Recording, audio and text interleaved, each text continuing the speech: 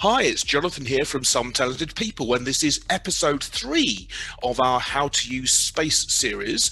And today we're going to be hearing from Niall, who's in the process of writing a book about space called Spaceman, and he'll give us his perspectives, and then we'll jump on and question a little bit. Hopefully you're leaving comments below the videos, and we look forward to reading your perspectives. Okay, so over to Niall. Yeah, the concept of Spaceman has come together in the last months, and it's really a reflection of my passion for the way that we approach managing spaces.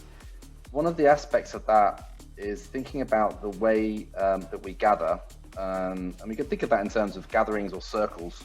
Sometimes those ways that we gather are more random. Sometimes they're more creative. Sometimes they're more about support or sharing. Sometimes they're about learning, or sometimes they're about connecting.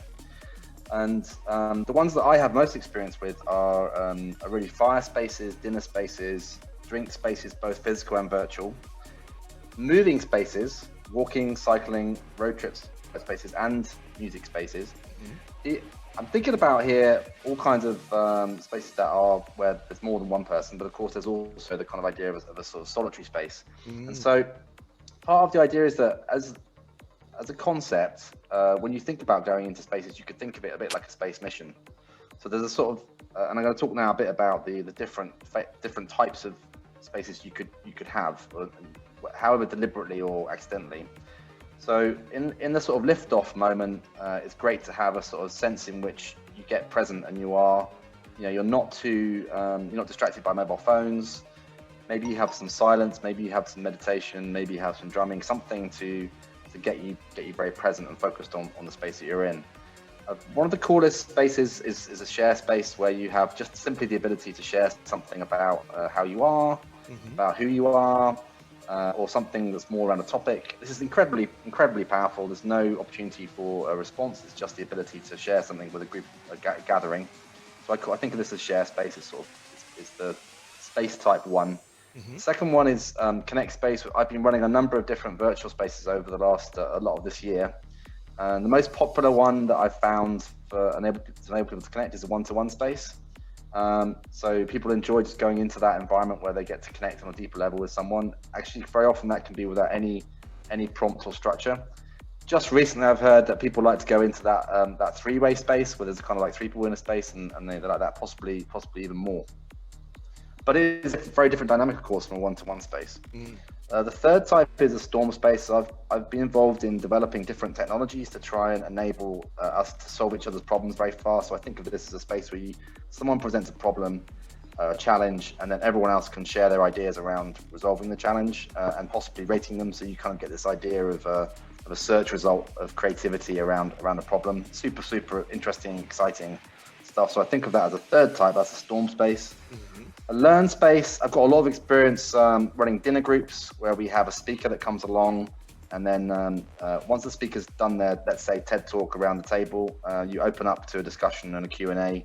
So it's like a TED talk, but where you get a chance to question the speaker.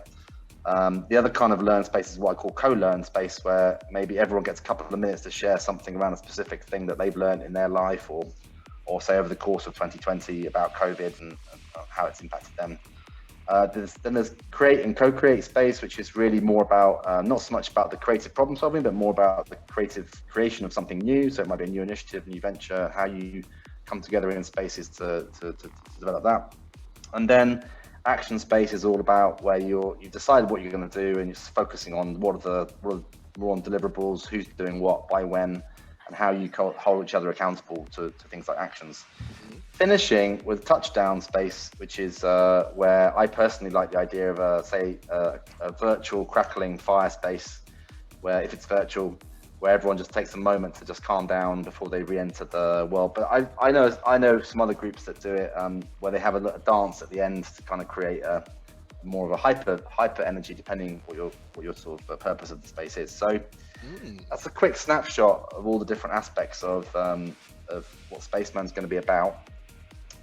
Jane, I wanted to ask you if you have any comments or thoughts or anything to say about all that.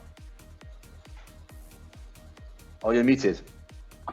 Sorry, amazing value there. And I think for a fellow facilitator, you kind of, there's lots of like to learn from you, and I'm looking forward to reading the book, certainly. And I'd like to ask, about courses from what you're creating. Are you likely to be putting on courses for people, training others in your skills? Yeah, I think there's definitely the opportunity for there to be maybe a talk, a sort of a webinar style way to access the content, and absolutely, why not? Could be a virtual course as well. So yeah. I think sometimes we realize how much we know. We just take it for granted we know all this stuff, but actually there's a lot of people out there who don't know what you know. And Sure. I think there's huge benefits for lots of people who are facilitating online. Yeah, thank you. And Guy, any thoughts? Yeah, I think it's going to be it is a great subject. I think, I know your book will be a win because I now articulated you are. I like two areas of what you commented on, was the silos, the sharing space and the connecting space. And that to me, it gives me in my mind focus. It has impact. You have the right influence, and you have some structure, and how you broke it down with the dinner situation, etc., etc. I think that's, and a lot of people, that's not in their autopilot to me, or their DNA. They actually don't think about it of actually connecting in a different way. And I think your perspectives and your insights and your thoughts, coupled with your experience, will actually lay it out very pleasantly.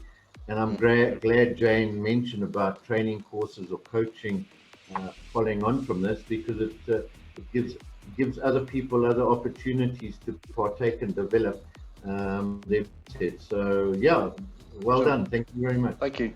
Thanks. And John? Yeah,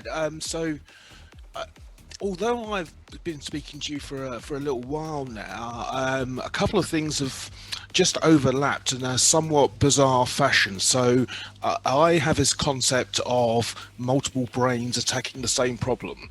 You have this concept of multiple brains attacking the same problem. I spoke to a guy, because Jane's got this thing on thought space, is it, Jane? Yeah. So I met this bloke at a networking meeting. He says, oh, we've got this thing, Thought Space. Before I had a chat with him, I thought, right, I'll download that and look at it, watch the videos for how you use it. And I go, that's a 2D version of what I have running in my head.